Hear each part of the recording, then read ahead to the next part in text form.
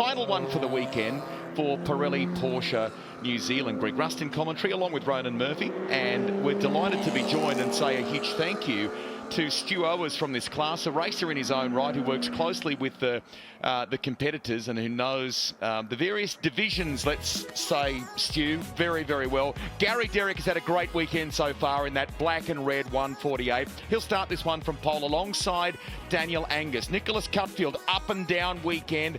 Hopefully it's a clean one to finish. Duncan McCrosty out of 4. Steve Sullivan, the moment we go green in these races, he automatically seems to pick up 2 places. He's been in the fight for sort of 3rd and 4th place, hasn't he?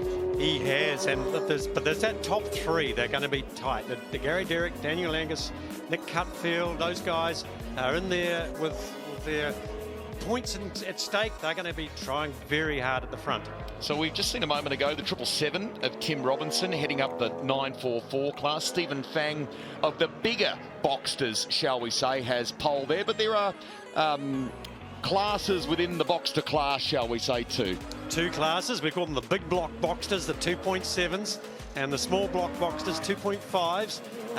Both intensely competitive. Really, the only difference is the slight horsepower advantages of the 2.7. But they both go, they can win their own championship and they can win the overall Boxster Cup.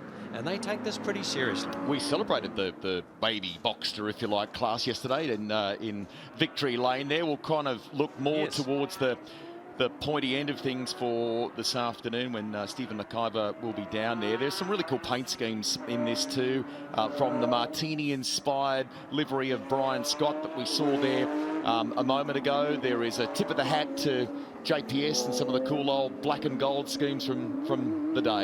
And the Boxster guys, they love dressing their cars up, have a bit of fun, fairly light-hearted stuff, some of it. But we've got the Hourigan car out there. Remember we saw last time they did 1 lap. In fact, both races they've done 1 lap and then come rolling back into the pits. We don't know really if that's fixed properly. It's a strange little gremlin. Yeah, it's been so good to see Ethan Hourigan get to have a crack in that car and see what he can do against some of these Cup cars. I love that. The golden early days of Apple computing, isn't it? Look at exactly, yeah. Yeah, as I was saying, it'd be great to see that little Boxster have a chance against some of these bigger, faster Cup cars. Ethan himself was a top-level karter back in the day, so it'd be good to see him put some of that racecraft to use. Yeah. And as you know, the advantage of these little Caymans have got around here is that they're very agile. They're not rear engine, they're mid engine, which makes a big difference. That looks like, you just noticing that Gary Derrick, that's quite a way forward, isn't it? Yeah, from this angle. Like he's a little bit out of the box. Oh, yeah, and we see there the number 4 car of Ethan Hourigan. Still got those issues that have plagued them so far this weekend, so really disappointing. We'll follow that up. It's a shame. Stephen McIver in the lane for us as our coverage continues. Richard Crail at the window, a salivating mess. He's a huge Porsche fan. He'll be with us for Somerset GT shortly. I think we've still got a sticky fingerprints all over the 944 windows down there. Correct. Right, revs rise. We go racing. Final time for this weekend for Pirelli Porsche. Huge Sunday here at Highlands. Derrick gets the job done. Check it out from the second row though. McCrosty ripping start in that white 155, and he finds himself up into 2nd place. Good job. Yeah, McCrosty got a great start. Daniel Angus dropped back to 3rd, and Nicholas Cutfield there in 4th. Brian Scott and Steve Sullivan.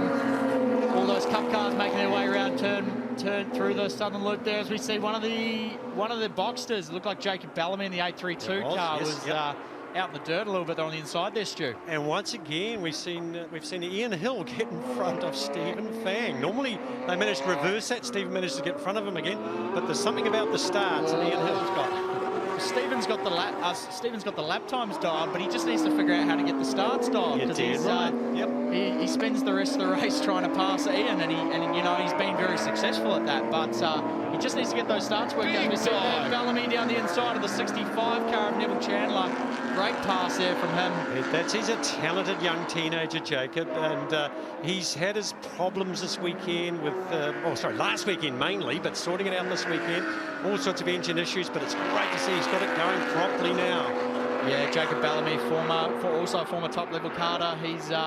made his transition into car racing. I think racing BMWs in the past, and now into Correct. the Porsche Boxster series. So It really shows, doesn't it? That karting experience. It's all about race.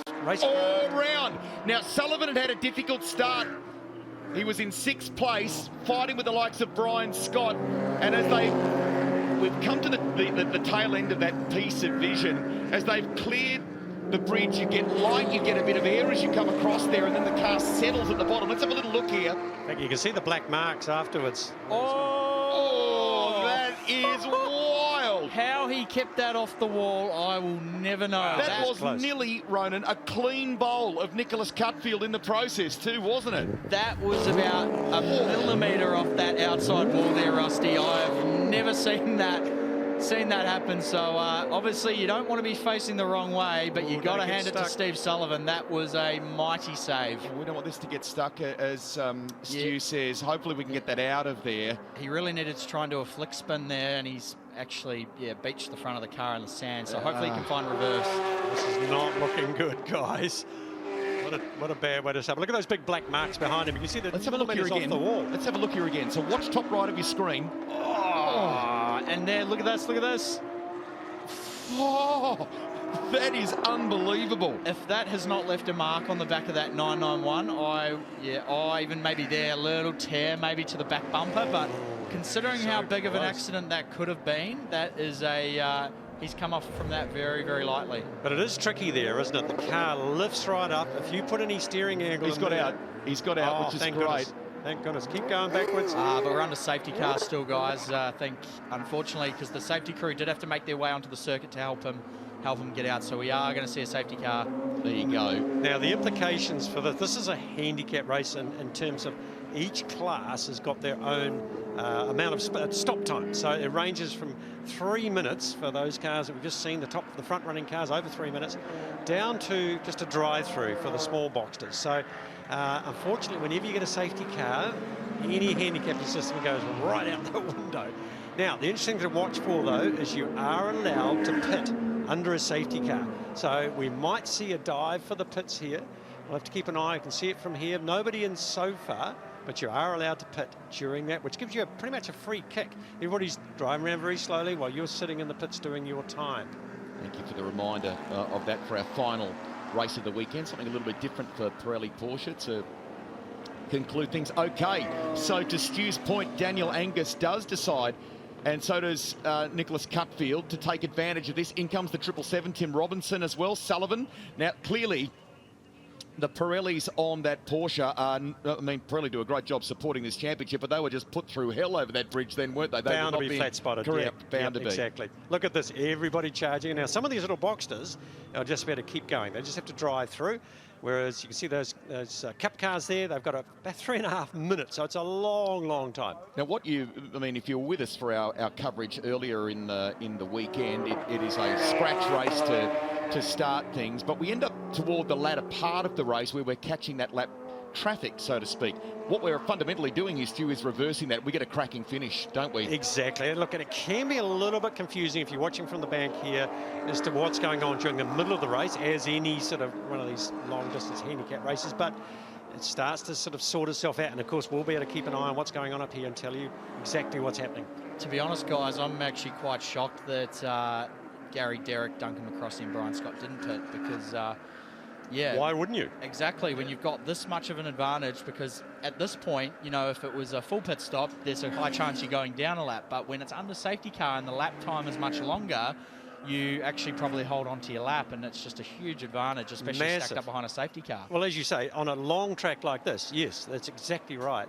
So even more of an advantage here than it would be on a shorter track. Yeah, exactly. And I think Daniel Angus, Nicholas Cutfield are they're gonna get a huge advantage out of this. And to be honest, Steve Sullivan might have actually just played himself back in, being that obviously he had the issue and he caused the safety car, but it might have actually come at his own advantage. Well, exactly. Yes. Yeah. Dead right. So there's the cars that have stayed out, so they've still got their stop to go. Gary Derrick's obviously thought, right, track position here is important. I'll stay at the front of the field. Well, we know too that Brian Scott is racing. He was fast last weekend in Invercargill. McCrosty's had a ripping start here, so they're playing a a very different game. Now, I think at some point in this race it'll be fun to blindfold Ronan Murphy, because he's been detailing all the different histories as we get the action underway again of the various iterations of the Cup cars, and you can retell some of those stories, and there's a bit of lineage in them here too. So the 224, for example, that we've seen in the lane of Daniel Angus doing at stop, it was once in the hands of Clay Osborne. Yeah, I think I probably raced against that car. And again, Rusty, it's just one of those things, you know, my time in Porsche Cup cars were some of the best times I've had, and they're just such brilliant race cars. They're just a proper hardcore racers car. So for me, got very fond memories and enjoyed my time in them. And so Ronan, I think they've got the wheel marks off the doors when you were racing against that car. I think they managed to get those out. Yeah. I think the sign riders were pretty busy in the time that Clay and myself and the rest of them were having battles in those cars, but these guys obviously look after them probably a little bit better than what we did. But no, Gary Derrick's doing a good job out the front there. He's got Duncan McCrosty all over the back of him, so he's sort of been a bit slow on the restart. Brian Scott's also looking for an opportunity. It's still can't understand why these guys didn't make a pit stop under that safety car, as we see there, Daniel Angus. So he's leaving the lane. Why don't we get an update from Stephen McIver, who's there, because we've got a bit to shake out in this race from those that haven't pitted yet to those that have taken advantage of it. Stephen. With Steve Sullivan, who put on a bit of a show coming over the bridge, he's out. Actually, that cost him. He's done his steering rack, and they put it up on the sticks, and they suddenly saw fluid underneath. But I've just talked to their boss, and it's a steering rack issue. As far as the Ethan Hurrigan situation, right back at the beginning, they have been chasing a problem they cannot find. They thought it might have been the ABS. They thought it might have been coils. They are dumbfounded and very disconsolate. So Sullivan and Hurrigan out. Thank you. Yeah, very disappointing for both those guys. Unfortunately for Ethan and Mark Hurrigan, it's not anything of their own doing. It's just unfortunately a mechanical issue of some sort. Steve Sullivan, obviously a little bit different of a situation, but you know, if the car was okay, he was showing good pace at the start of the race, and he might have been able to play himself back in. Look at the pressure that's coming off from McCrosty to Gary Derrick here. Just wondering if Gary's sort of thinking, I'll pace myself a wee bit here, but I remember the lead you're dead right. Yeah, I mean, he put a huge lead last time. Let's look at the previous race as an example. There was traffic to contend with, admittedly, toward the end of the race. He won it by 5 seconds, but there was a point about half to 2/3 of the way through it where it absolutely looked like he was just controlling the gap, wasn't he? I'm wondering if that's happening here, or maybe he's just got a tyre issue or something that's unusual. He normally likes to get that nice big gap out the front. He's a specialist here, so he knows the track like the back of his hand. Yeah, as we see there, coming down towards the hairpin. McCrosty's still all over the back of Derrick, so he's just waiting for an opportunity to try and make a pass. And cool to see one of the 997 Cup cars attacking the back of one of the 991s. And then look at Brian Scott. He's just waiting to pick up the pieces here, isn't he? Yeah, exactly. And Brian's actually looking up the inside, not quite close enough, but these three are having a good little battle out the front there. We've got to remember, though, they haven't made a pit stop. We're hearing that Gary Derrick may be getting a penalty of some kind for a false start. Now, you alluded to the fact that the car may have been out of its box. Yeah. Prior to there's a suggestion from Motorsport New Zealand Race Control that a penalty is coming for Gary Derrick. There you go.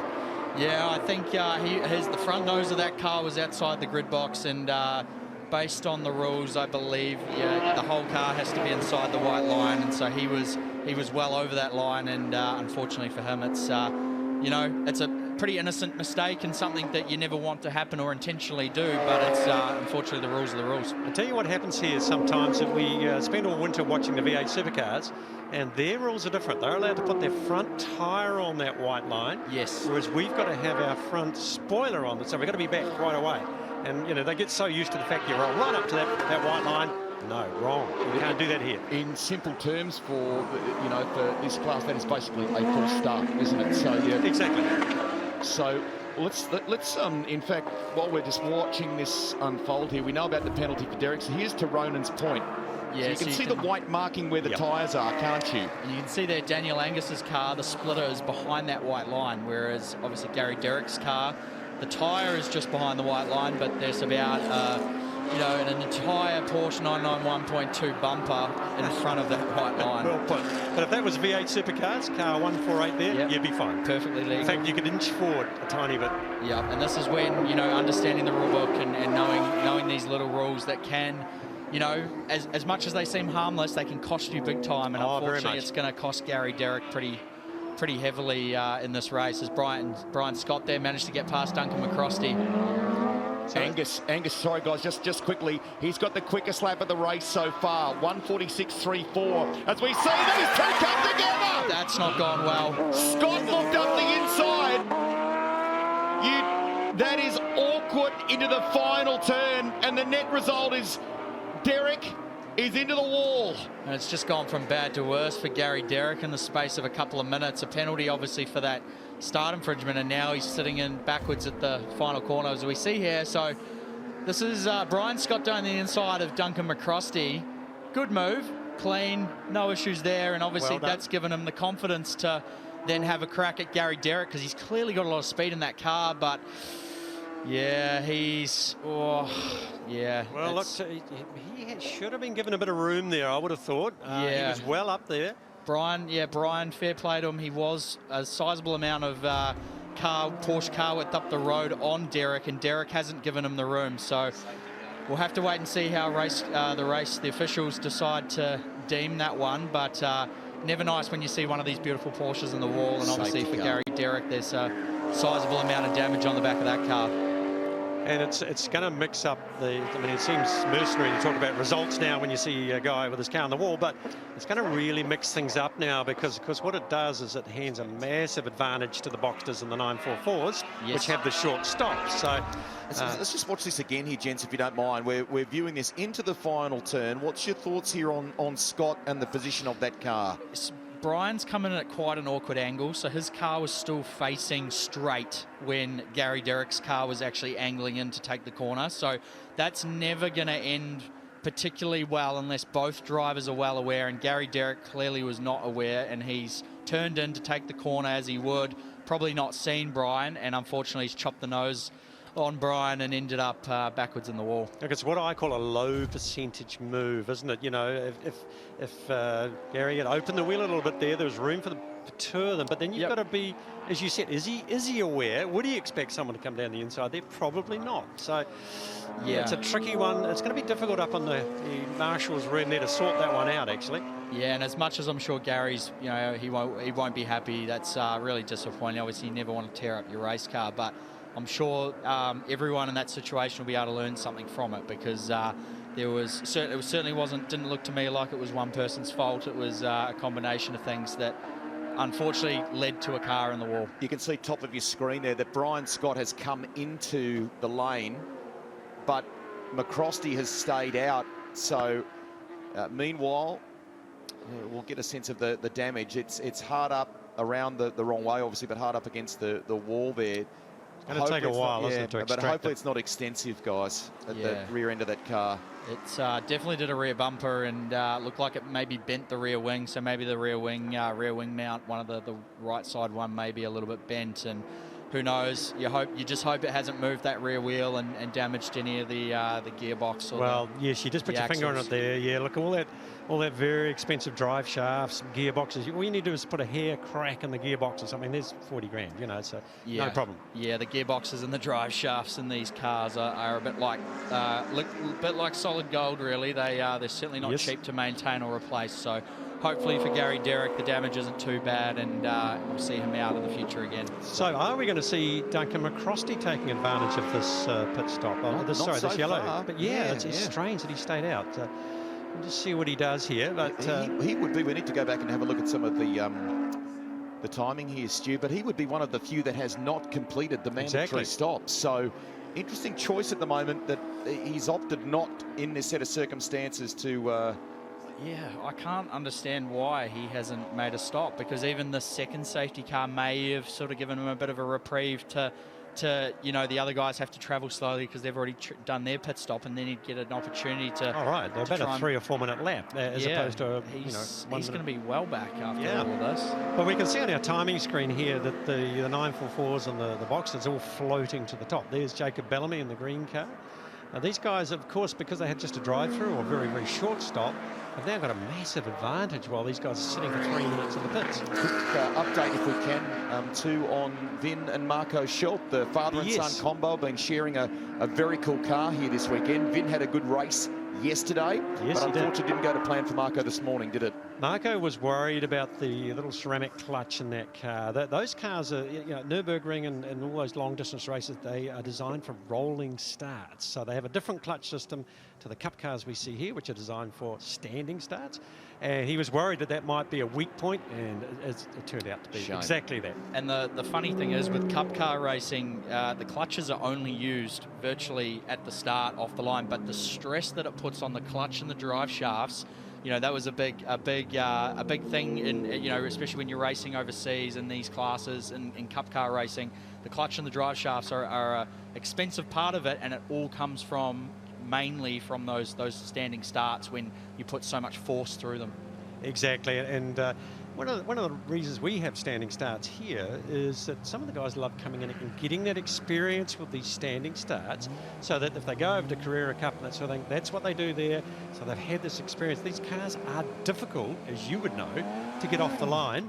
They've got huge sticky back tyres, very easy to bog them down and stall. Yeah, and you're putting a lot of horsepower to the ground there, and obviously a big part of it is to, as we see there, Brian Scott got out, so he managed to jump the safety car there, and that's going to, as we see there, Duncan McCrosty's now finally pitting, but I think he's a few minutes too late to be making the stop.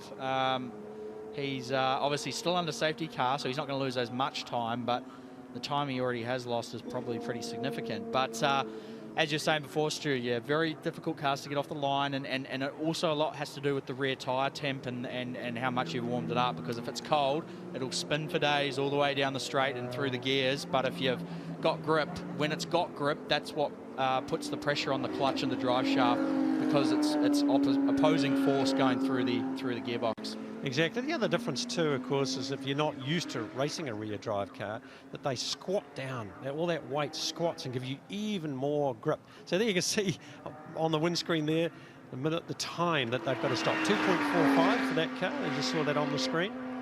Yeah, and that is one good thing for him, is that the time in the pits is a little bit less. Exactly. But, yes. oh yeah, that's not looking so good. That's certainly going to be a little bit internal, I think, on that car. Maybe just a guard rubbing, you hope, but... always sad to see, though, isn't it? I mean, that's a beautifully presented is. car. Looks striking out there in those almost fluoro day-glow colours. Yes. Stunning-looking car. And you'd have to say it was incredibly well driven. You know, set the pace. Yeah, he was lucky that he didn't make any more contact. It's hurt the rear quarter, but he's lucky it didn't swing around and get the front either. Yep. And like you're saying before, Stu, I totally agree. I think standing starts are really important, and they're also in car racing, standing starts are an opportunity. So if you get a really good start and your opposition doesn't get such a good start, you can make a lot of positions, whereas rolling starts, it's a little bit different story. It's hard to create an opportunity. I need to get both sides of the story here, but where we understand from the lane that the feedback from Brian Scott and from his team is that he felt as though Derek turned down on him. So that's his side, or his take of the story that we've been able to glean during the pit stop. Lights are out on the super safety car, so it accelerates away. The real question mark here is, where is Duncan McCrosty? So we know that Brian Scott is hustling to rejoin the tail of this field as we start to accelerate away with just still under 10 minutes remaining. So this is going to be a blow to Duncan McCrosty. We know that he had to be stationary for what seems like an eternity, which is why he looked so relaxed before, taking a little sip from the drink straw from the. He's got 20 seconds to go, we're hearing. So he's going to come out behind this pack. By the time he comes out, he'll be right on the tail end of these cars going past. So he's got to get past every single one of these cars. There he is, sitting there. There he is, right on the screen. We go racing again. Here we go. And like you were saying, Stu, this is actually, these safety cars, what this has done is Jacob Bellamy is actually genuinely leading this race. So exactly. Nicholas Cupfield's just flown past him, but he's a lap down, so he's now got to unlap himself in order to take the race lead. So that's going to be interesting to watch that progress, to see how far Cupfield and Daniel Angus and the rest of them can get round the circuit and if they can catch back up to Jacob Bellamy or not. Well, we've only got 9 minutes to go, so it's unlikely that he'll be able to do that. I mean, they are significantly faster than the Boxsters, but for them to get right round through all that traffic and get through again, it's unlikely, isn't it? It's a long lap, isn't it? And actually, just going back to what we heard before, Rusty, with that, obviously the incident between Gary Derrick and Brian Scott, it's probably not a fair, that's probably quite a fair assessment from Brian in terms of he did get turned down on and he was pretty far up, but at the end of the day, it's going to come down to the stewards and the officials will have far more information and maybe some onboard telemetry that they can go off to make an informed decision. Look, it's amazing. You both know this, how often, how different it looks when you're looking at the onboards. You know, quite different to us looking from a strange angle. So, yeah, they're going to look at all of that. Now, just like we saw in this morning's race, Daniel Angus is a little on the tentative side, understandably, as he negotiates the traffic. So he's trying to get through this field of cars, having had that earlier stop. So through comes Robinson, and that's a move, I think, on Ashton. Sorry, on the car of Jacob Bellamy, who was our effective leader at the top of the ladder. Yep. But we're waiting for all this to shake out with faster cars coming through the field. Looks as though now. Here's Angus. So Tim Robinson's actually just taken the genuine race lead now, and I was having a chat to him at the end of the day, and he's just such a passionate guy, loves the sport. He's obviously a newcomer to it, Hawke's Bay local from our neck of the woods, Rusty, and you're just loving his racing and his time in the series so far. Oh, but he's unfortunately got a penalty, 777. So something there's happened with Tim Robinson. Drive-through penalty we're hearing. Is it? Oh, okay. I thought that might be just a track limits, you know, cutting quick turn 10 there, but yeah. Not sure why. There's the damage repaired from last weekend's incident at Terratonga. He was in good shape there in the 944. We're hearing a penalty for Tim Robinson. We're not sure why just yet. Possible drive-through.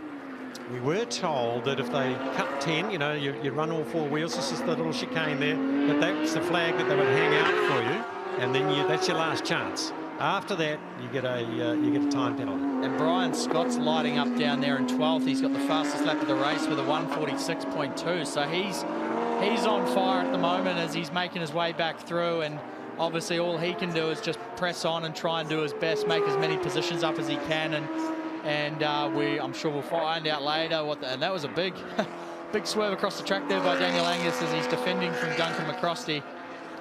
So we were looking last time. Remember we were talking last time about a couple of these guys had a sort of big moments. They went wide around some of these corners.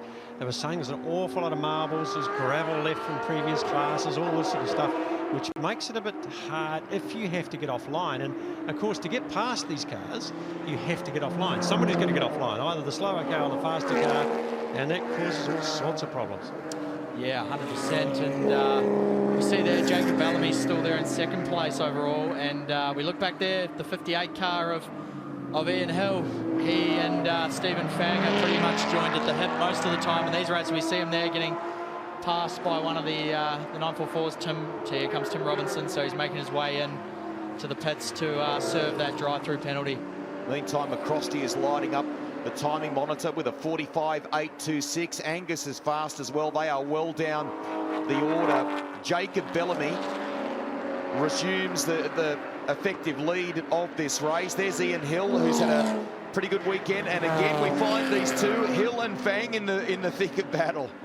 With Stephen Fang in his mirrors as usual, but Stephen so far each time has managed to get past, which is not easy to do with identical cars like here. This. He is. He's really closed in on him here. So Stephen Fang pushing Ian Hill. This is for third outright, but also the class lead for the bigger Boxsters, if you will. And it's been a great outing for Stephen Fang so far this weekend. Hill seems to get the better of him, but Fang was great in qualifying. Hill gets the jump at the beginning of the races, typically, for some reason. Then Stephen's been great on the fight back and been able to wrestle it away from him. You can see strengths and weaknesses there. Ian Hill's pulled a big gap there, but previously Stephen Fang closed right up. So there's a couple of bits that they both do better than the other. And as quick as he lost the lead to Tim Robinson, Jacob Bellamy's now got the lead back of the race outright. And he's got a decent gap over Daniel Gross there in the 85 car. And not too far behind those guys is Ian Hill and Stephen Fang. Only 4 minutes to go, so that's really only sort of 3 laps almost, or less than 3 laps. So I think this gets back to what we were talking about before in relation to the impact of the safety car, the timing of the safety car, which I mean that can happen. It's just it's well, 2 safety cars, of course. Exactly, pure luck. And those with the longer stops have been heavily impacted here, particularly as they try and unlap themselves, haven't they? Yeah, exactly. And this is, well, this is part of the fun, I guess, for these guys, and it gives people like Jacob Bellamy a chance to win outright. So let's just see how much the guys behind him can close. But they're sort of out on their own at the moment, aren't they? It's a long way back. Yeah, it's a huge gap back to the chasing pack, and only 2.5 seconds separates these top 4 cars. As we see there, Chris Taylor in the 101's the next car. He's 8.5 seconds behind. Brian Scott's actually in 6th, so he's going to probably likely catch some of these guys before the end of this race, potentially. He's got 3 minutes to do it, to chop 9 seconds out of Jacob Bellamy. So both he and Daniel Eggers stopped under safety cars. So, but it looks like Brian Scott, as you say, he's way up there compared to Angus. So it's going to be an interesting finish. This is really different approaches just to things. You saw the way that Ian Hill got in there with a lot of pace. Stephen Fang opted to kind of be a bit more conservative and then accelerate through the corner. It was totally different approaches from the pair of them. You're right. He's carrying the mid-corner speed, as we say, and it means if he can normally get on the gas just a little bit earlier. So you see just 2 Brian different Scott. techniques. Yes, here he comes. So up to 6th place now for Brian Scott, with maybe a question mark. We've talked about the incident with Gary Derrick, but he is really marching through the field now with the Martini-inspired colours. Splendid pass on both of the Boxsters. And cue the Jaws music. I don't think the poor old Boxster's going to last very long against a 991 Gen 2 Cup car, as Bellamy managed to hold on the outside there, but Brian Scott's going to dispose of him pretty quick. Yeah, as he's there, cuts across the middle of the track to the inside, clean pass, and he takes back the lead of the motor race. Bellamy's done a great job to hang on and be ahead of the Boxster, the 994 there behind him. At the very least, he'll pick up maximum class points, which is important for him. This is a championship he's going for, not just one race, so good for his championship points. We're headed for home. Final lap for Pirelli Porsche New Zealand. Reminder too, we'd love you to be with us for the next event on the Next Gen NZ Championship calendar at Hampton Downs in March. You can go to the website for details on that. Get your tickets now, and that is, of course, where you guys will rejoin us once again. It's been a great summer with you, hasn't it? So, oh, look, we've loved it, and it's nice to see the crowds coming out and watching it. And look, this has been a quick shout out to the Quinn crew. It's just been so beautifully done, hasn't it? Thank you. Yeah, they've really couldn't have said it better. They've excelled. They've come in sort of late in the piece to take over. Look at the damage in the background there. That's Hill. It looked like an inner plastic guard or something, didn't it? What was that flying out there? Yeah, that may have got under the front wheel there, and maybe if it was just a guard, he should be all right to continue, but maybe it spooked him a little bit. Maybe there was some contact. Didn't actually see what happened. And maybe unless it's off another car. Oh, Bellamy with the massive slide. He's trying to keep Daniel Gross behind him in the 944, but I think the 944 is going to have a bit more ponies up the front straight. The rear straight there. It does, yes. It's got faster straight line speed. Yep, as we see there, Brian Scott coming over the hill. It's going to be a pretty cruisy run to the finish there for him. The next Porsche Cup car on the field is Nicholas Cutfield, all the way down in 13th. So he's done a number on everybody today, Brian Scott, in the Martini liveried 991 Cup car. So around he comes through the final turn. The weekend wraps up with a victory for Brian Scott. Had a good outing at Teretonga and continues the party at Highlands. Jacob Bellamy, in theory, should get...